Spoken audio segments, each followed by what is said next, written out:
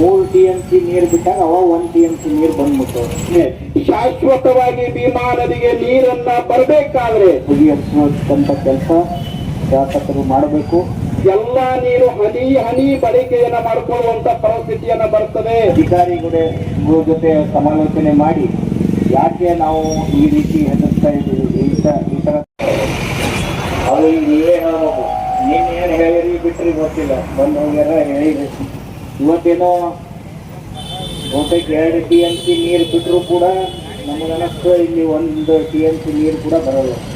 ಯಾಕಂದ್ರೆ ಹೋದ ಬಾರಿ 2024ರಲ್ಲಿ ಶಿವಕುಮಾರ್ ನಾಟಿಕರ್ ಅವರು ಬಹಳ ಒಂದು ಒಳ್ಳೆಯ ಹೋರಾಟ ಮಾಡಿ ಸುಮಾರು ಇದೇ ನಾರಾಯಣಪುರ ಡ್ಯಾಮ್ನಿಂದ 3 TMC ನೀರು ಬಿಟ್ಟಾಗ ಅವ 1 TMC ನೀರು ಬಂದ್ಬಿಟ್ಟು, ಹೀಗಾಗಿ ಏನು ರೈತರ ಒಂದು ಕೂಗಿದೆ, ನಮ್ಮ ಸಮಸ್ಯೆ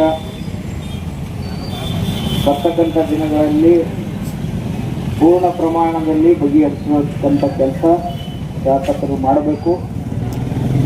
ಈ ಅಧಿಕಾರಿಗಳ ಜೊತೆ ಸಮಾಲೋಚನೆ ಮಾಡಿ ಯಾಕೆ ನಾವು ಈ ರೀತಿ ಹೆದರ್ಸ್ತಾ ಇದ್ದೀವಿ, ಈ ಥರ ತೊಂದರೆ ಆಗ್ತಾ ಇದೆ. ಅಥವಾ ಈಗ ಮೊನ್ನೆ ತಾನೇ ಮುಂಬೈನಲ್ಲಿ ಸಾಕಷ್ಟು ಮಳೆ ಆಯಿತು, ಪುಣಾದಲ್ಲೂ ಸಾಕಷ್ಟು ಮಳೆ ಆಯಿತು. ಆದರೆ ಅಲ್ಲಿಂದು ಪರಿಸ್ಥಿತಿ ಏನಲ್ಲ, ಉಜಿನಿ ಡ್ಯಾಮ್ನಲ್ಲಿ ಎಷ್ಟು ನೀರು ನಿಂತು ಅಂತಕ್ಕಂಥದ್ದು ಒಂದು ಅಧಿಕಾರಿಗಳ ಜೊತೆ ಸಭೆ ಮಾಡಿ ಅವ್ರ ಜೊತೆ ಸಮಾಲೋಚನೆ ಮಾಡಿ ಅಟ್ಲೀಸ್ಟ್ ಒಂದು ಮಹಾರಾಷ್ಟ್ರ ಸರ್ಕಾರಕ್ಕೆ ಒಂದು ಮನವಿ ಕೊಡುವ ಮುಖಾಂತರ ಒಂದು ಕೆಲಸದ ನೇತೃತ್ವವನ್ನು ವಹಿಸಿಕೊಂಡಿರುವಂಥ ಎಲ್ಲ ಪ್ರಮುಖ ನಾಯಕರೇ, ಈ ಹೋರಾಟದಲ್ಲಿ ಭಾಗವಹಿಸಿರುವಂಥ ಯುವ ನಾಯಕರಾದಂಥ ನಿತಿನ್ ಗುತ್ತೇದಾರ್ ಅವರೇ, ಅಫ್ಜಲ್ಪುರ ತಾಲೂಕಿನ ಎಲ್ಲ ರೈತ ಬಳಗಗಳು, ಬಹುಶಃ ರಾಜು ಉಪ್ಲಿ ಅವರು, ನಿತಿನ್ ಗುತ್ತೇದಾರ್ ಅವರು ಹಲವಾರು ವಿಚಾರಗಳನ್ನು ಹಂಚಿಕೊಂಡ್ರು. ಭಾಳ ಜನ ಅಫ್ಜಲ್ಪುರ ಪಟ್ಟಣದ ಹಿರಿಯರಿದ್ದೀರಿ, ಪ್ರಗತಿಪರ ರೈತರಿದ್ದೀರಿ, ಹೋರಾಟಗಾರಿದ್ದೀರಿ, ಮಾಧ್ಯಮದ ಎಲ್ಲ ಬಂಧುಗಳು ಕೂಡ ಈ ಸಂದರ್ಭದಲ್ಲಿ ಹಾಕೊಂಡಿದ್ದಾರೆ.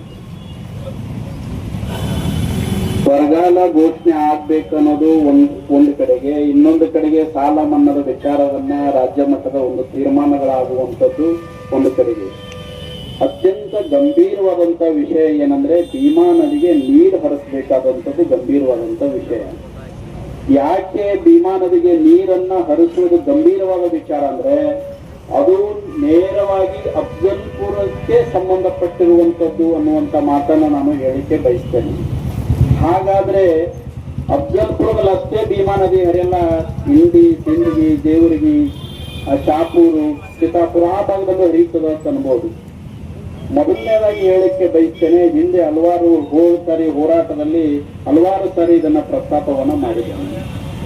ಮಹಾರಾಷ್ಟ್ರದಿಂದ ಭೀಮಾ ನದಿಗೆ ನೀರು ಏನಾದರೂ ಬಂದ್ರೆ 100ಕ್ಕೆ 70ರಷ್ಟು ಬಳಕೆ ಆಗೋದು ಅದು ಅಫ್ಜಲ್ಪುರ್ ಮತಕ್ಷೇತ್ರಕ್ಕೆ. ಯಾಕೆಂದ್ರೆ ಭೀಮಾ ನದಿಯ ಬಲದಂಡೆಯಲ್ಲಿರ್ತಕ್ಕಂಥ ಇವತ್ತು ಚಡಚಣ ತಾಲೂಕಾಗಿರ್ಬೋದು, ಇಂಡಿ ತಾಲೂಕಾಗಿರ್ಬೋದು, ಅಲ್ಮೇಲ್ ಆಗಿರ್ಬೋದು, ಈ ಕಡೆ ದೇವರಿಗೆ ಆಗಿರ್ಬೋದು, ಶಾಪುರ ಆಗಿರ್ಬೋದು, ಆ ಕಡೆ ಎಲ್ಲ ಕೂಡ ಕೆನಾಲ್ ಇದೆ. ಕೆನಾಲ್ನಿಂದ ಅವರು 90% ಬದುಕ್ತಾರೆ. ಅವರಿಗೆ ಅಂತರ್ಜಲ ಮಟ್ಟವನ್ನ ಹೆಚ್ಚಾಗ್ತದೆ, ಅವರಿಗೆ ನೀರು ಸಿಗೋದ್ರಾಗ ಏನೂ ತೊಂದರೆ ಇಲ್ಲ.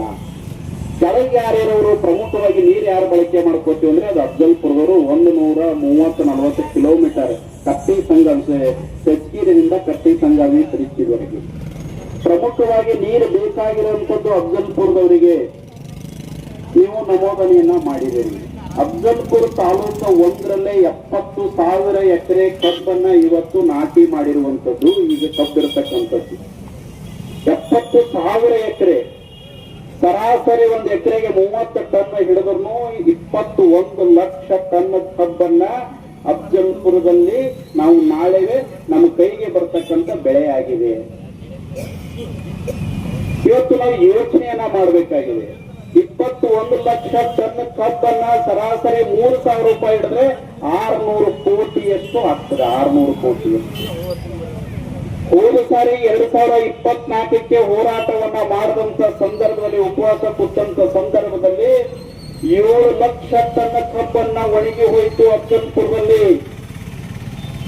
ಯಾರೂ ಕೂಡ ಗಂಭೀರವಾಗಿ ಆಲೋಚನೆಯನ್ನ ಮಾಡಲಿಲ್ಲ.